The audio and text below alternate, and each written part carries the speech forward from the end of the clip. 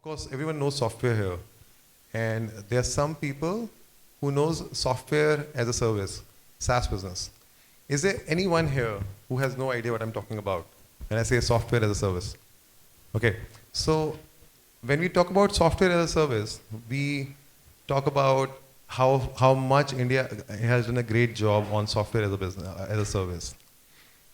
And we wanted to have a session with someone who has actually put India, when we talk about SaaS, on a word map, built the biggest forum in Asia called SaaS Bhumi. He's the founder of Kissflow, which is a phenomenal SaaS company.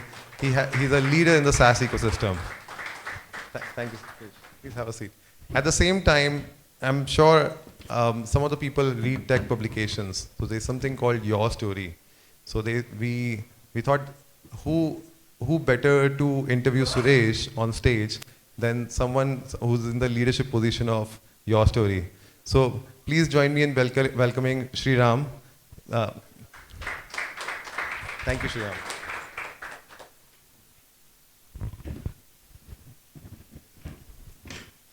So I will leave Sriram to have, Sriram has a lot of insightful questions for Suresh, and Suresh specifically requested, ask me tough questions. So I am quite looking forward to that. Sriram, over to you now. Thank you. Thank you. So welcome. That was a Suresh. joke, actually.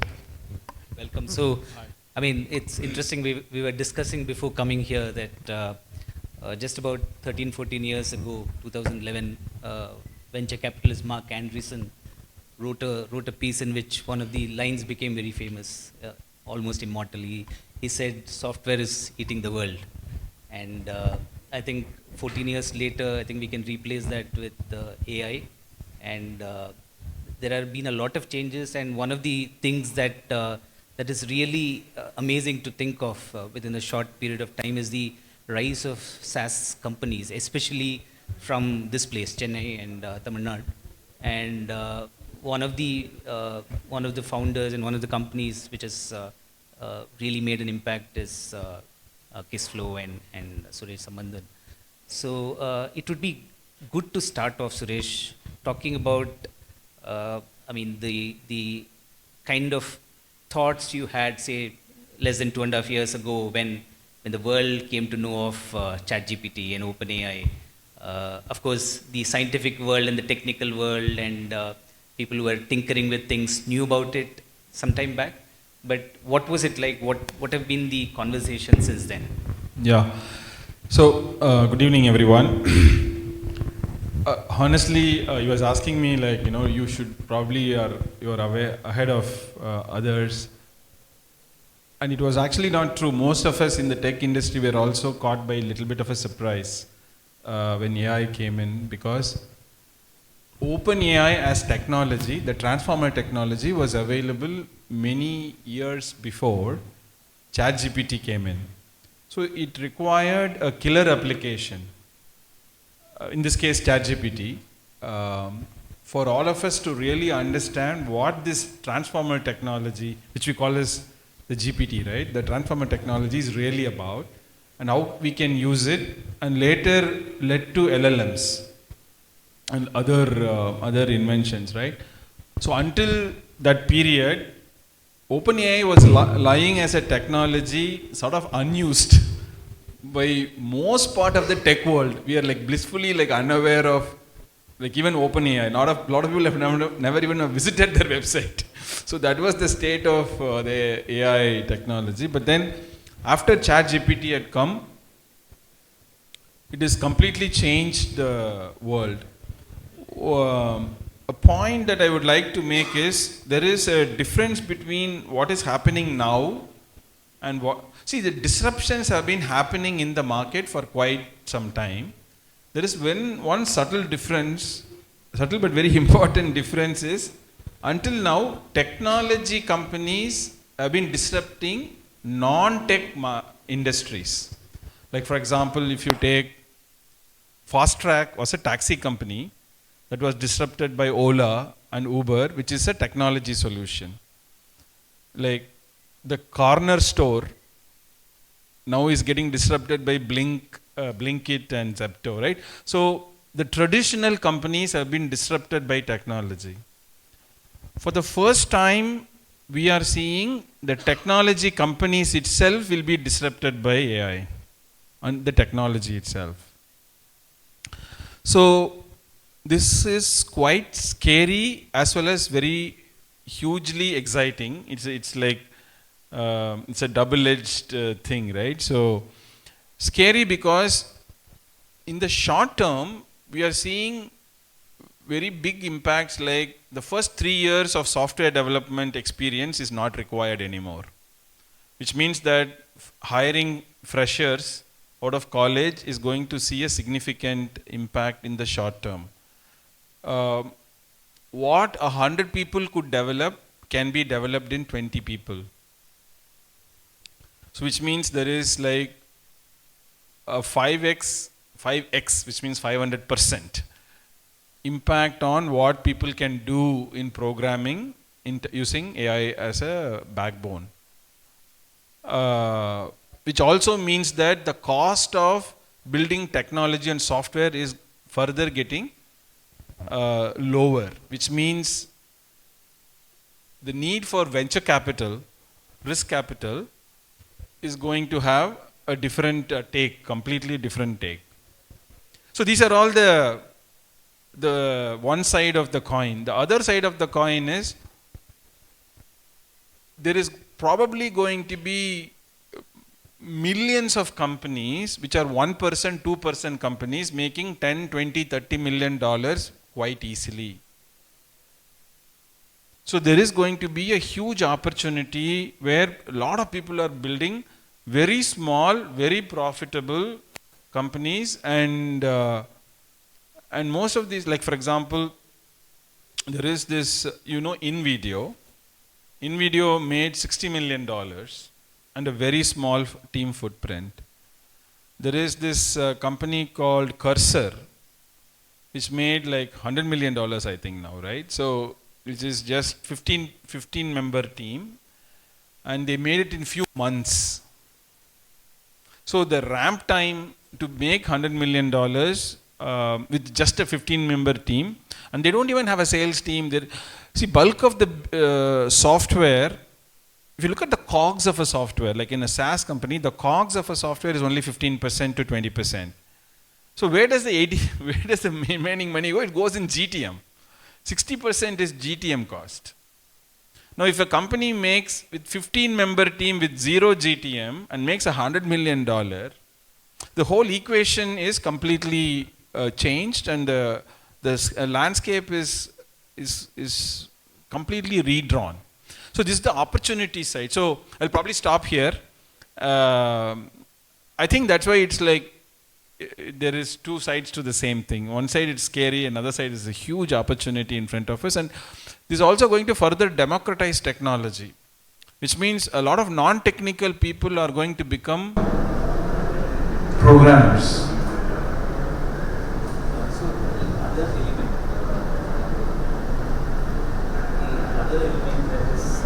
Interesting in this is the lack of a big clarity about what extent of development is going to happen in the technology world. We all know the broad direction. It's progressively getting better, and there is a sense that it will play a significant role in the coming decade. But in terms of running a business and sort of thinking ahead 3 years, 5 years, what kind of changes have you had to make about looking ahead to build your business? Yeah. So, see, there are two kinds of changes. See, one thing, if any SaaS company is basically like a B2B software. Let's keep it like B2B software, because now it's no longer, I think, we can call SaaS. Even SaaS Boomi this year, we changed. We are sort of rebranding. We are calling it Boomi AI.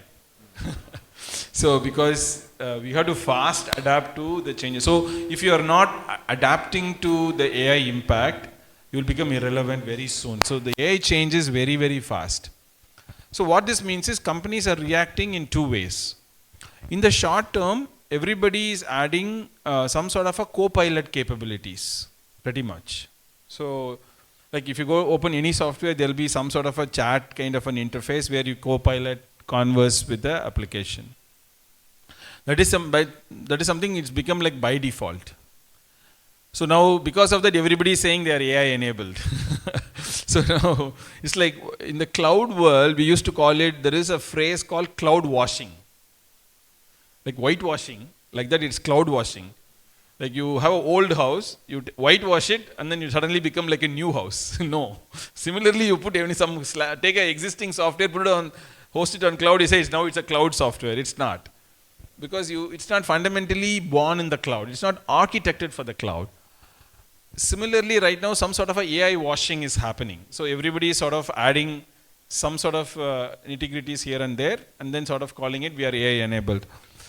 But what is happening is, there is a completely new set of companies who are trying to do AI first.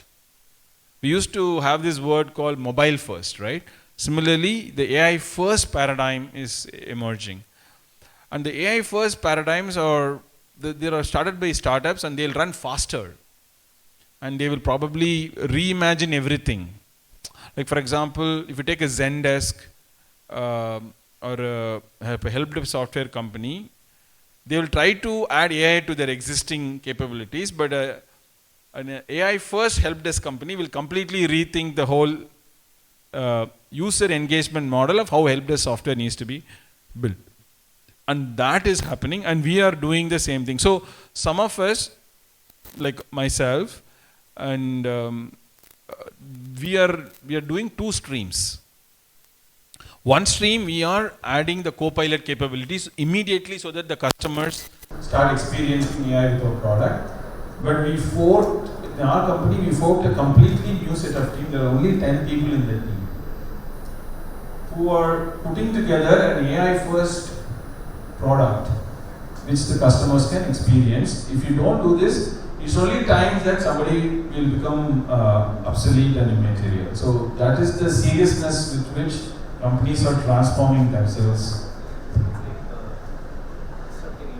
Yeah, if you don't, and the biggest part is you got to also migrate some of our customers from the old paradigm to the new paradigm. You shouldn't lose revenues, you should not end into churn. You have to change our sales playbooks, your collaterals, your marketing, your positioning. It's a mess.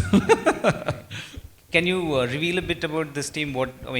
Does it have a name? Are you trying to have a completely different kind of sort of structure to it?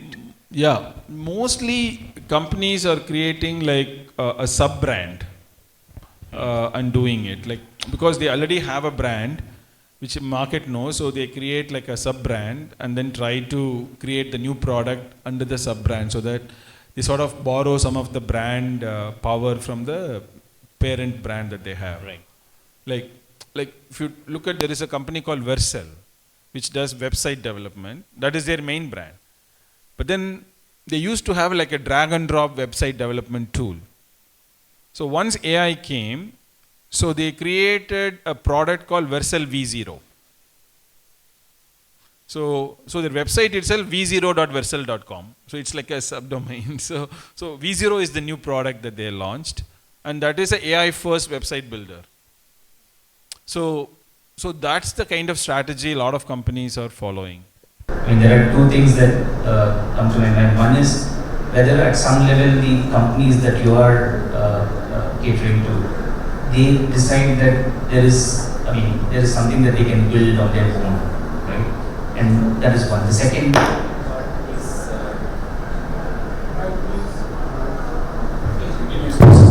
is so the second part would be whether there will be consolidation in the industry. Yeah, I think there is going to be there is expected to be good consolidation that's going to happen. Just like last 2 days, there's a news that publicly available now. Two Chennai companies merged together, meaning the one Chennai company acquired, I shouldn't say merged, acquired another Chennai company. So M2P acquired Matt Street then, right? So Manchester is an AI company, M2P is a fintech company. They're trying to acquire this company and then see how to use it in the fintech space. So these kind of consolidations are going to happen. So we should expect more. And the point about software companies or companies that you cater to, deciding that generative AI can help them build a lot of these things, and they could sort of hold a lot of content outside the SaaS kind of company, so that AI can actually help them make sense of the data that they have. So you're basically saying, is a question like, if you have an existing customer for our product, are they going to sort of use AI and do it themselves rather than use our product? Yes. So it might happen, but we are not seeing that pattern to be a significant pattern. Because most of the time, end user companies, like for example, if I'm Coca-Cola or if I'm like Michelin tires, coincidentally Pepsi and Michelin tires are customers, so not Coke yet. So let's say I'm Michelin tires, but my main business is in making tires. Right. And I built a lot of competency around building tires, but not so much competency around building software. Although I do have an IT team and all of these things, and most of these IT teams spend time in keeping the lights on, keeping the systems up. So that's where they're main. And they really don't have the appetite to go on like $1 million transformation project and take it on themselves and fail. And somebody will lose the job. And typically they want a vendor to be there so that they can fire the vendor. So that's why they hire like an Accenture or a Cognizant or like some third party vendors, so that there is somebody to be blamed. And somebody can take because these multi-million-dollar projects mostly can fail in a transformation projects. So I don't think that landscape changing, but that landscape will become competitive. Right. So that main go-to-market of going, whether the customers itself will say, oh, we don't need any more Cognizant or an Accenture or a Kissflow. I don't think that will happen. But there will be more options available for customers to pick from other startups who are nimble, agile, they're AI first, they're more modern. That options will be available. But they'll still come to a provider. Interesting. The providers will change. Like for example, you need ice. Previously we used to go to ice factory to get ice. Now we make ice at our own homes because the refrigerator has a ice maker. Correct. So even before the ice factory, we used to go to the lake and cut the ice bars and then come and so the need for ice continues to be there. The way the ice is getting delivered to the customers keeps changing, and who's delivering that also changing. This is a very good example, because in this disruption, none of the ice cutters made the ice factories. The ice cutters died. Right. And none of the ice factory guys made the refrigerator. The ice factory guys died. So that transformation is a little harder transformation to make, because that is like the disruptive transformations. Right. Also, a little while ago, you talked about how the go-to-market spends of many of these companies are hardly anything. But there will come a point when there are many of these who are trying to get a portion of the purse of the companies, and then either there is a consolidation, or people are trying to spend more on the go-to-market strategy, which becomes more important because AI is largely available with all these players. How do you see this? See, I don't know, like it is like little bit crystal ball glazing, but I don't know, like I'm not good at predicting this, but I think there is a lot of disruption is going to happen in that space. See, right now the GTM costs are lesser because there is a lot of tailwind happening in the AI space. A lot of people are proactively looking at what is happening in AI. Like 2 days ago, some customer called me and then said, hey, this year I have an AI investigation budget of $100,000. I need to spend it. Okay. Right? Like a lot of companies are allocating budget to spend on AI. And these customers are, there is a new name for these customers. These are called like tourist customers. Okay. Right? They basically tour your software, and after 3 months they basically go back to their, they came for a tour, right? And then they go back because they're still investigating. They're not making a commitment to deploy in production, but they're right now like sort of kicking the tires. So this tourism will happen for a couple of years. And this tourism is also increasing some of these revenues for these new companies. AI tourism, let's call it AI tourism, right? So this is happening. A lot of people, like I bought, I was used ChatGPT free version. Then I thought, let me try what is it in the pro version. And then I bought $20. Now I bought the $200 version, which is the research version, and tried it for 1 month. And then I just cancelled it because I am not doing so much research on it anymore. So I just cancelled it, came back to the $20 version. So my tour for the $200 version. Everybody is a tourist. That's good to know. So this pattern is happening.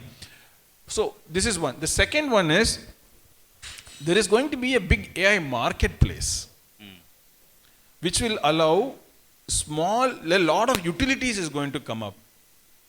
And those AI marketplace utility-based applications, consumer will want to use it. So these marketplaces will reduce the GTM cost. Okay.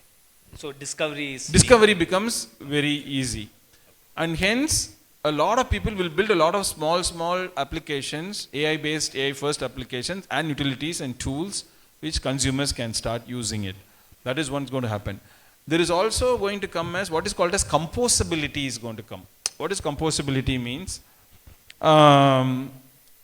These are like very new technologies that are evolving. Google has something called Agent Space. And Microsoft has Copilot. And Salesforce has something. I forgot the name. Okay. So these three companies are sort of little bit leading the pack for agentic frameworks. So once you have agentic frameworks, I can publish an agent into the agentic framework and the end users can compose an application on the fly. When I say application, I mean like for example, I can say, use an Salesforce agent, and let's say I have a MailChimp agent. Okay. MailChimp is an emailing software. And both of them are available in my agenting framework. So I can go and write a prompt and then say, look up all customers from Chennai, send them an email saying 8x Ventures event is happening on Friday in IIT Madras. Previously, you won't be able to do this like that. What you will have to do, either you have to download the data, upload it into MailChimp, and then run a program. This whole process is very difficult and you need to use multiple softwares. Now end users can just like that write a prompt and do it. So these kind of use cases are going to make our productivity and the AI adoption and the penetration multifold. So that's what I actually posted some time ago. Coding is going to die, software is going to explode by 100x. It's a paradox, right? One end we are saying like coding is going to die. The other end we are saying software is going to explode by 100x because everyone will become a programmer and English will become the programming language. Interesting. So that will change the whole game differently. Finally, I had one more question, and it pertains to your Moodle VC, and you have started investing in a lot of companies. And are you sort of looking at AI and new business models via that? Definitely. Moodle VC is a very geo-centric venture firm. It's like a micro VC. It's more like an accelerator than a VC firm. We help idea stage companies. They don't even have a presentation to show. That stage we go and help them, work with them for 6 months and then put money in them and then help them with other next. More like pre-seed kind of. Pre-seed. It's like more idea stage. Very, very idea stage level companies. We have invested in 15 companies already. But we are like sector agnostic. We are not like deep tech like that. We are mostly centered around Tamil Nadu companies only right now. Okay. And we won't change that in the foreseeable future. And you have a mentorship model for them. Yeah, correct. And we have AI companies. One of the companies is called Booking Bee, which actually does voice AI based booking for saloons and spa. Wow. Yeah. And Chennai based. It's Chennai based, yeah. What is happening is with AI, the hype is like many-fold higher.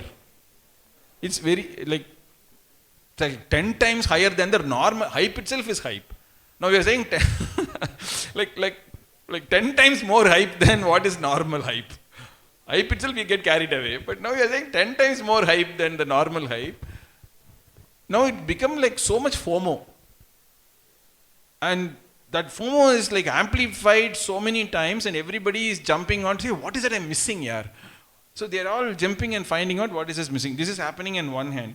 Why they are also not committing is because genuinely speaking, AI maturity is in very nascent stage.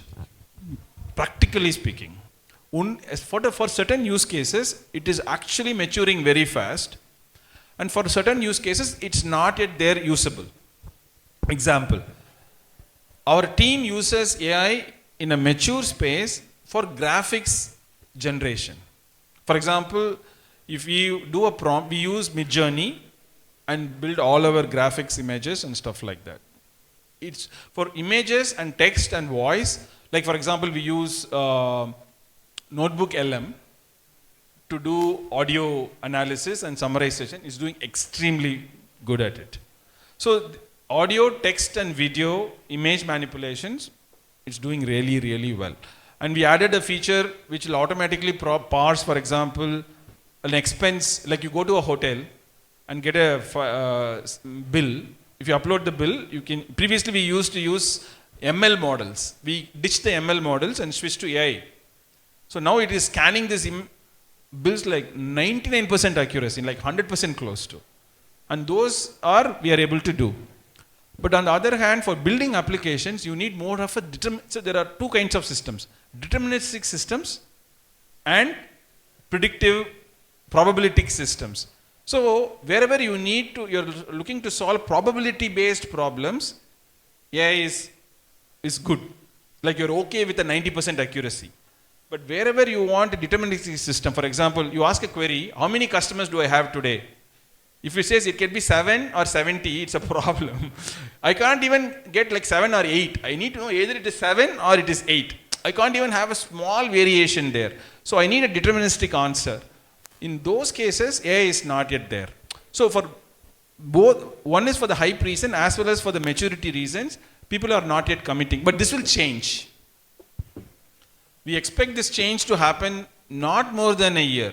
In a year time frame, AI will be a lot more mature and we will be able to use it in a very, very large number of use cases. Thank you, Suresh, for really, really insightful conversation. Can we have a big round of applause for him, please? Thank you.